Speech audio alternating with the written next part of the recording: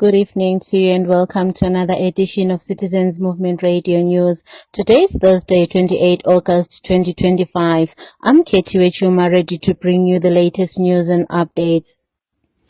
Here are today's headlines on Citizens Movement Radio News. Government slammed for misplaced priorities at hospitals. Calls for scrapping of exam fees at ZIMSEC Amendment Bill public hearing. Now let's take a look at our stories in detail.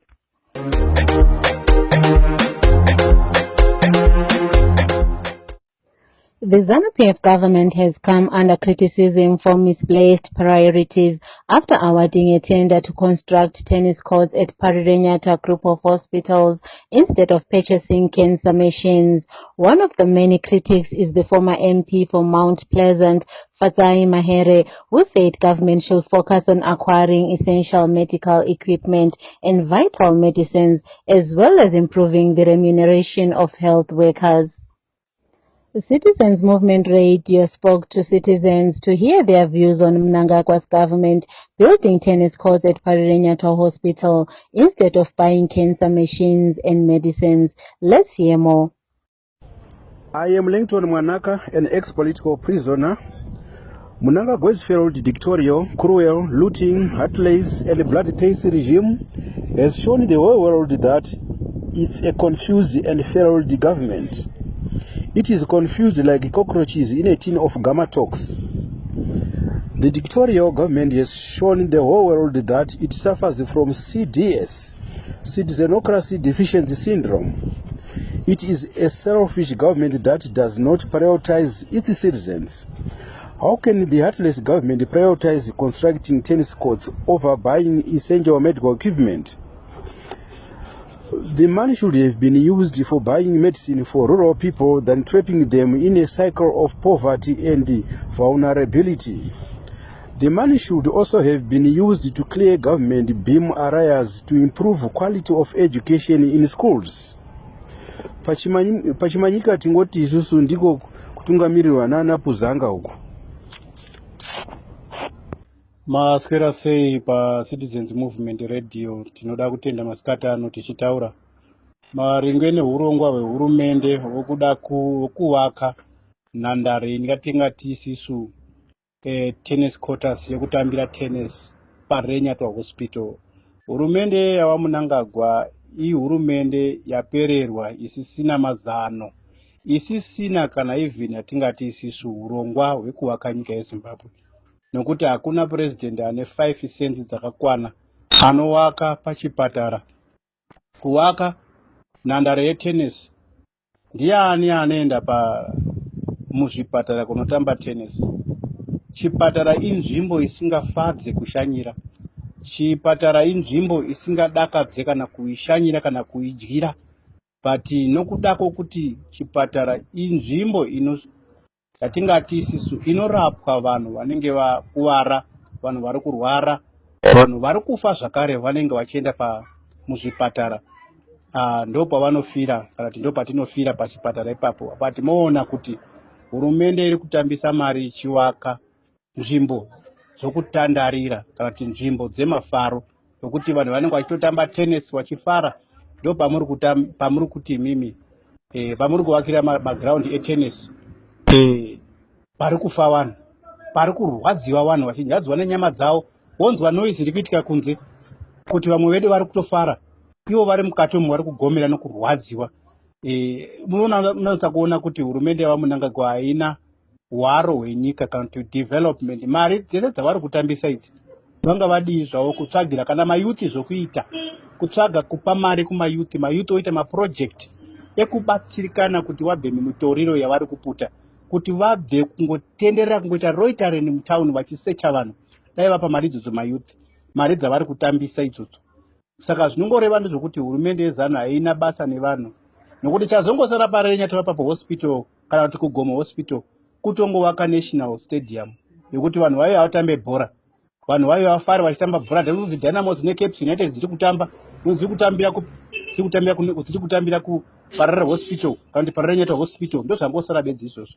Saka tinoona kuti hurumende haina hanya nevanhu kana kushupira kuri kuita vanhu. Vanhu vakawanda vari kumaruzevha uko vari kushaya chikafu, vari kushaya mvura dzakachena dzokunwa vachimwa matsime matsime asina kunaka kana kuti matsime echinyakare. Asi vari kudii kugadzira marodzi mumamisha, vari kudiiwo kusimudzira upenyu hwevanhu vekumaruzevha, upenyu hwevanhu vari kushupika, upenyu hwevarombo, upenyu hwezvirema zviri kutadza kuti zviitewo mabasa emaoko. Vari kudii mari idzodzo kudzipa vanhu vakaita seivavo? Kune shirikadzi dzakafiwa nevarume vavo vakaenda kuhondo. Nanhasi vanhu ivo vari kushupika, havana kana chinhu chavari kuwana. Kana vana mai chaivo vakatibereka vanofanira kupiwawo grant from government, kungoatenda kuti makaplaya role munguva dzehondo, vachipiwa each and every month. Asi mari dziri kungotambiswa kuita zvinhu zvisina nebasa rese nehurumende yeZANU-PF. Hatizive kuti Zimbabwe ichazorora rini ngeZimbabwe, tichazorora rini Zimbabwe. Thank you very much. There are calls by parents and teachers' trade unions to have exam fees removed during the ongoing ZIMSEC Amendment Bill public hearings. In Masvingo, the public hearings were held yesterday, and according to Amalgamated Rural Teachers Union of Zimbabwe, ATUZ, parents want the burden of exam fees to be removed from them and to be placed on government. ATUZ Deputy Secretary General Munyaradzi Musiyiwa said the exam fees are secretary as children of the poor failed to register due to failure to raise the fees. Let's hear Masiwa speaking on the matter. It has been quite clear that during the public hearing that are being conducted, countrywide public hearing concerning the ZIMSEC Amendment Bill, parents are agitating for scrapping of ZIMSEC fees from that amendment bill.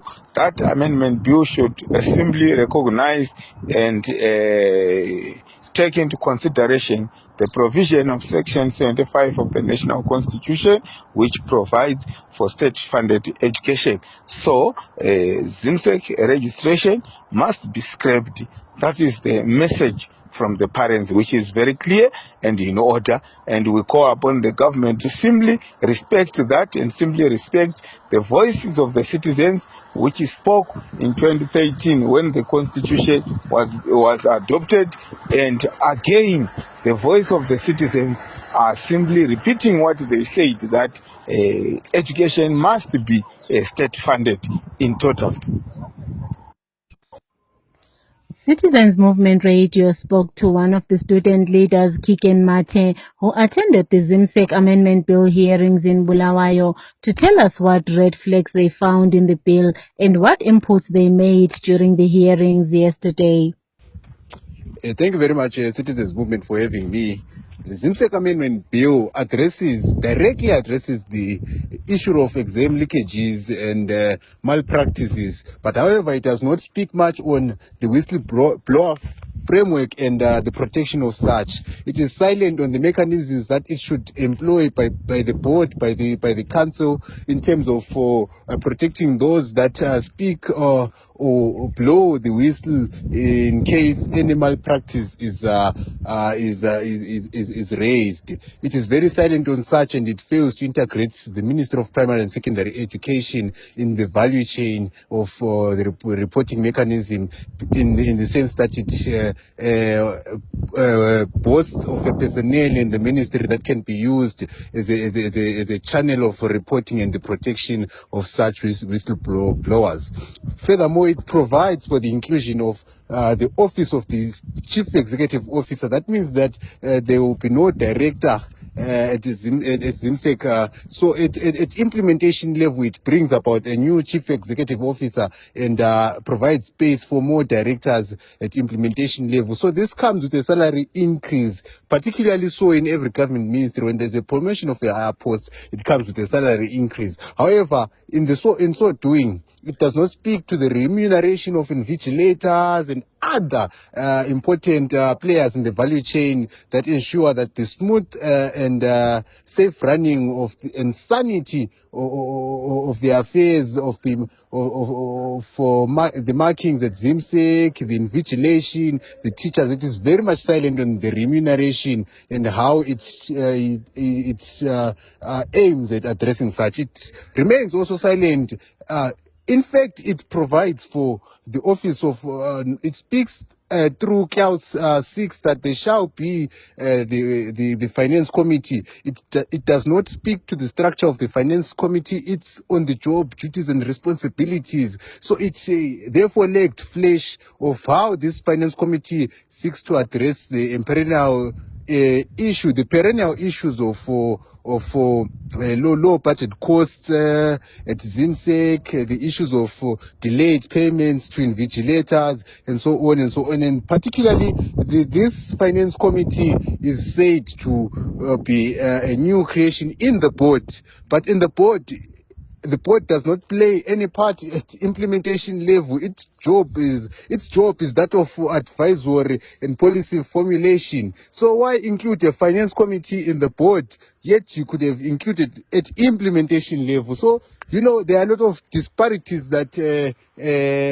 we raised at these public hearings, but we spoke flesh to it, and we hope that parliamentarians will onwards implement and make effective laws. Thank you very much.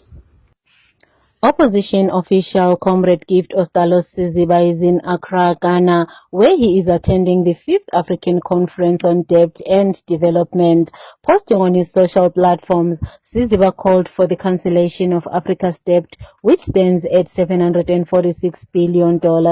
He said there is need for Africa to speak with one voice over debt cancellation so that the continent can move forward in terms of development.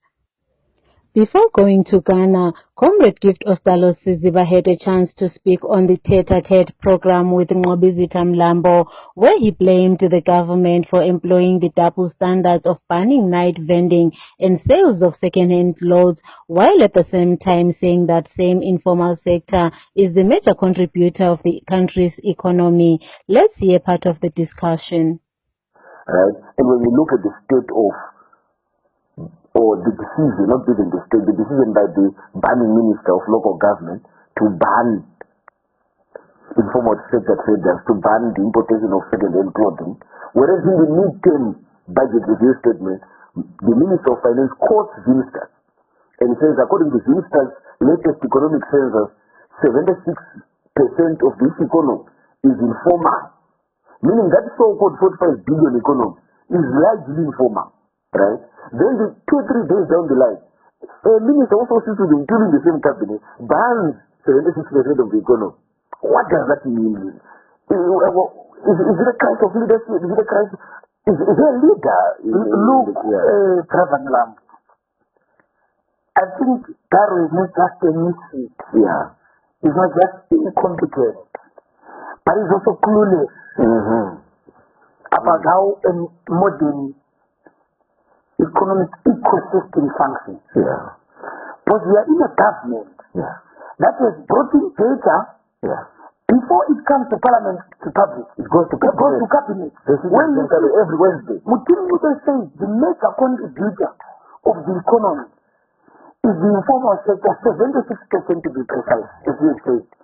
But Garwe comes in the following morning and saying, I'm banning the major contributors to the economy. That's why propaganda, because when you are lying now, you have to lie for the rest of life and to the entire ecosystem. But Garwe looks at the menace, looks at the micro challenges of vending, but it does not look at the structural cause. Our economy is highly informal. Why? A normal country should be looking at the following issues. Number one, how do we begin to regulate the informal sector? Because what does informalization mean? Informalization means that these people are getting money but they're not paying tax, they're not paying levies. So the question is, government, that's why before the economy was informalized, when the Zimbabwe Congress was training was still active, when Zimbabwe was employed, the intersection between government and the worker was the negotiation forum. What they call collective bargaining. You get the point? Yeah. The negotiation forum are so that there's an understanding between those players and government as a regulator. Yeah. So you don't regulate from air-conditioned office in Munumutapa without going to the streets in Pare and talking to the vendors and saying, We are the government. We want you to pay tax. Where are your problems? Then that's going to tell them that one, give us proper ablution facilities. Because you do not want taxation when we are not benefiting. Like taxation without representation. You get the point? Taxation without development. You get the point? So you want us to pay tax, that's fine. You want to formalize that, that's fine. Build us fair. Build us functioning facilities. And public transport as well. Build public So that transport. the customers can come to us. Well, one of the causes of vending is because these people go to where large volumes of people are. So you can't take someone who is selling sweets from the streets of 4th Street and take them to Rotten Road. You must pay tax. And say, You get the point? It goes back also to microeconomic stability. yeah, You are trusting the banking system because you want me to begin to bank. formalization means really having a In the form of public finance, is going also to come and rob our things. you get the point? So it's an entire ecosystem that must begin with consultation with the stakeholders. You get the point? research of this world. Precisely the point. Talk to them, understand the problems, and then co-create. That's what is called a social contract. Now they are all the major stakeholders in one table. We are agreeing that we are going to pay, we are going to provide these services, and we are meeting halfway. Then there is a revenue now that is coming. But this is the problem with the government without a philosophy, without a dominant idea.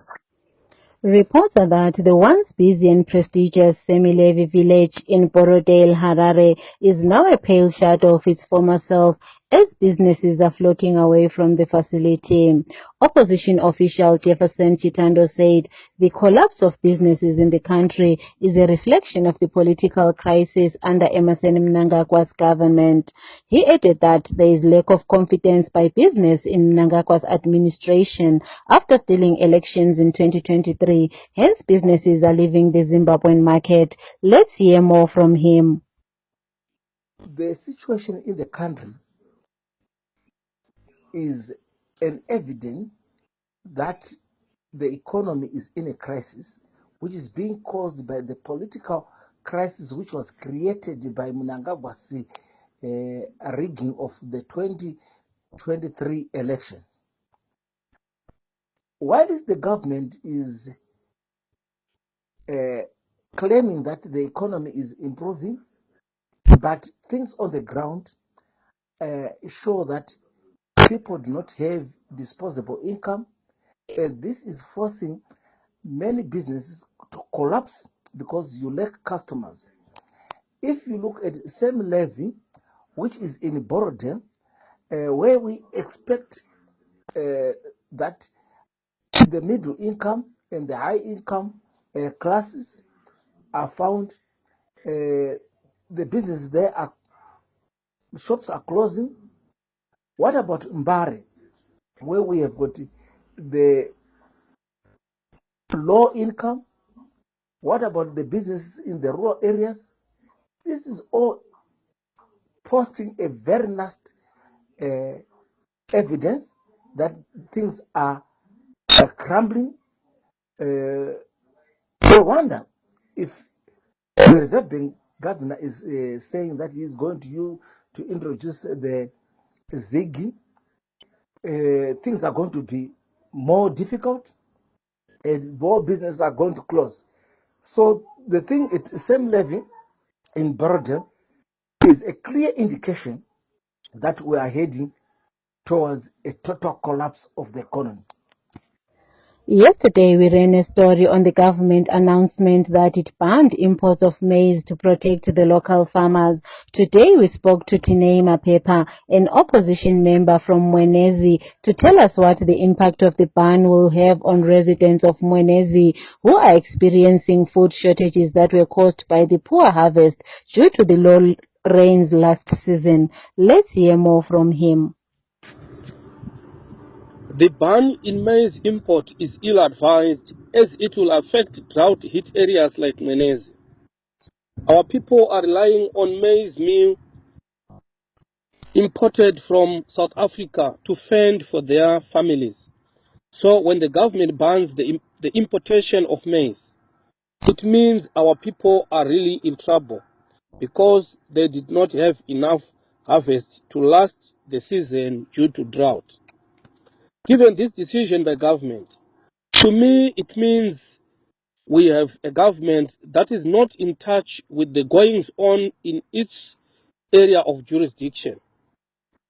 How can someone in the levers of power wake up and say we had a bounty harvest, yet the reality on the ground shows the opposite? This on its own is sad, to say the least, since the correct position is that people are in dire need of food aid as of yesterday. Government must chip in as a matter of urgency to alleviate the situation our people are faced with. Otherwise, it may degenerate into losses of life. Thank you. Corruption poster boy in Emerson Mnangagwa's so-called Second Republic, Wicknell Chivayo, continues to dish cars and cash like confetti in an attempt to lure citizens to support Mnangagwa's unconstitutional third-term bid. This week, Chivayo gave cars and cash to some leaders of apostolic faith in what critics say is an attempt to buy the church to endorse Mnangagwa's dictatorship. Opposition spokesperson Promise Mkwananzi condemned this method of dishing out cars, especially at a time when hospitals are lacking medicines, including painkillers. Tribute keep pouring of renowned South African journalist Tsidi Madia, who passed away yesterday at a local hospital following a short illness. She was 42. Madia was known for her hard-hitting interviews with powerful individuals without fear or favor. Opposition official and media practitioner Stephen Sarkozy Chuma has urged the local media to take a leaf from Madia, who used journalism to hold leaders to account for their actions. Let's hear more from Chuma. Yes, we join the South African community and the African continent at large in mourning the passing on of Tsidi Madia, who was a well-known journalist in South Africa and beyond the borders of that country. A journalist worth their salt, a journalist who was known for her hard-hitting interviews involving top politicians. A journalist who was known for making politicians account to their words. This is something that we wish our journalists here in Zimbabwe to copy from the legacy of Madia. We have a situation here where there are serious allegations of corruption involving top officials and individuals linked to the government, but we have not seen members of the Fourth Estate, particularly those in the public media, questioning, holding leaders to account, holding leaders to answer to critical questions of the day involving issues to do with corruption and issues to do with governance. Warriors defender Munashe Karananga's Danish side Copenhagen last night beat Basel 2-0 to qualify for UEFA Champions League mini-league stage. Club Brugge also qualified after thumping Rangers 6-0. Benfica also qualified after beating Fenerbahce 1-0, while Karabakh beat Ferencvaros 5-4 on aggregate to qualify. In a Carabao Cup second round tie played last night, Manchester United were eliminated by fourth-tier side Grimsby Town 12-11 on penalties after the match ended 2-2. Here are full results of the second round matches played last night. Oxford United 0, Brighton 6, Everton 2, Mansfield Town 0, and Fulham 2, Bristol City 0.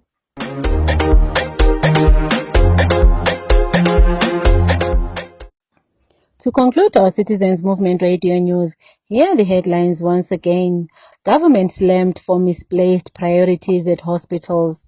Calls for scrapping of exam fees at ZINSEC Amendment Bill public hearing. This is the end of our bulletin.